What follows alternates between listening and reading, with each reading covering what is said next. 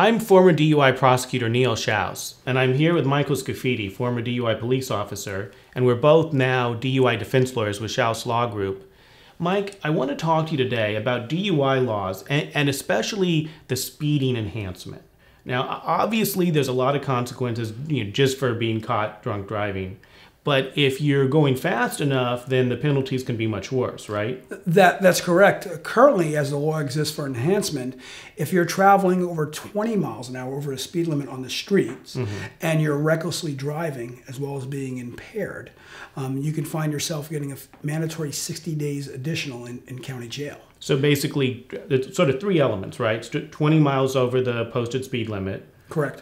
Plus being under the influence. Yes. Plus driving recklessly. That's correct. And you have to have all three of those elements to have the enhancement for the extra 60 days or the enhancement of 60 days in county jail. And what would be some examples of driving recklessly in that context? Bumper tag, being real close to cars, speeding up, stopping very close to them within car length or less. Tailgating.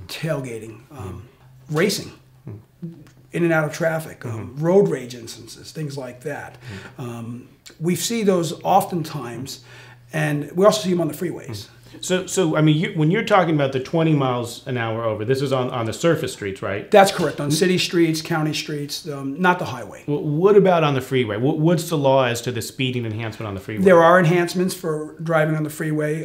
For example, you have to be under the influence. You have to be reckless driving as you would on the street, but the speed has to be 30 miles an hour or over. Okay, so the standard's a little higher on the freeway. It is, but keep in mind, most freeways in California, the limit, the speed limit, maximum speed limit is 65 miles an hour. So 30 miles an hour, you're doing 95 miles an hour. Right. And I think that makes it a little easier for the DA to argue that you're reckless driving. If you're doing 95 miles an hour to have the 30 mile an hour component kick in, it doesn't take much to be reckless driving. Now, there's another law. If you're on the freeway, if you're under the influence of alcohol or drugs, and you're going 100 miles an hour or over, then there's another law that applies, right? That's correct.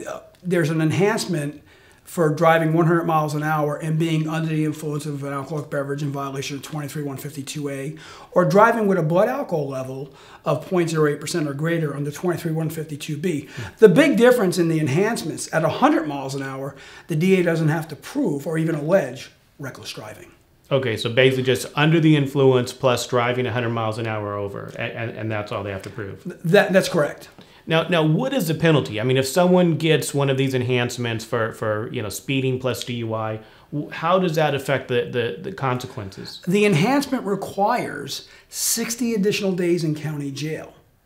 A mandatory 60 days. Mandatory 60 days. It's non-discretionary. It's one of those things, shall be 60 days. Which is huge because in most counties in California, there's not even any jail time, any sort of mandatory jail time for a first-time DUI, right? No, I would agree with that. Typically, you'll see the person's been taken into custody when they were originally arrested, and they'll get 2 days credit for the time that they're in custody. But here we're talking a minimum 60 days if this is sustained. That's correct, and it makes it much, much more difficult to deal with the district attorney. They take a harder line position because of that enhancement. They have that leverage over the case because... It is like a major hammer hanging over someone's head. Now you've defended, and we've both defended many clients who have been charged with a speeding enhancement and DUI. What success have you had in getting that enhancement dismissed? Well, there's lots of defenses that we do. And we find a lot of these enhancement sections, especially 100 miles an hour over, in the inland counties, San Bernardino County, Riverside County, Kern County, for example. Long distance and stretches of roads where people... Late at night when the freeway's sparse and... Coming home from Vegas, going to Vegas. The 15. We see it a lot up in the Barstow Courthouse in San Bernardino County. And what the DA has to prove, and it's a defense to the enhancement, they still have to prove that the person who was driving 100 miles an hour was driving under the influence. They have to show that they're impaired. One of the ways we've been successful in attacking the 100 miles an hour is making sure that the police unit was properly calibrated. The speedometer, if it was a bumper pace situation, or if it was a radar or LIDAR or LIDAR unit, make sure that the manufacturer guidelines have been adhered to, that it's been properly calibrated and maintained. And so if we can attack the foundation for the estimate of speed, whether it be mechanical or by officer estimate. That's another way we've had great success in knocking out that enhancement, so we get back to an even playing field for our client as we negotiate and try to resolve the first-time DUIs. So, I mean, basically, just because a cop says, oh, yeah, the guy was going 110 miles an hour, that's not the end of the story. They have to prove that in court, and that can be very difficult. They absolutely have to prove that in court. And what we have found at the Schaus Law Group is to litigate every element and every issue in matters like this. And have you been able to get a lot of these reduced or dismissed? Absolutely. We've been very successful at the Barstow Courthouse and the Indio Courthouse in that regard, just attacking the case as I explained earlier. And obviously that's a great benefit to the client, because 60 days in jail can be, a horrible experience. Absolutely, and especially when it's mandatory, it has work ramifications. It has life ramifications. Being able to not go about your daily business can have a devastating effect on people's ability to earn a living and take care of their families.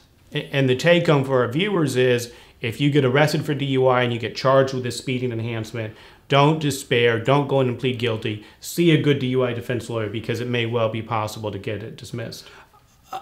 I can't express that more, that there's always a possibility with a lawyer that's experienced in handling matters like this, that you have an opportunity to beat these enhancements and even beat your DUI.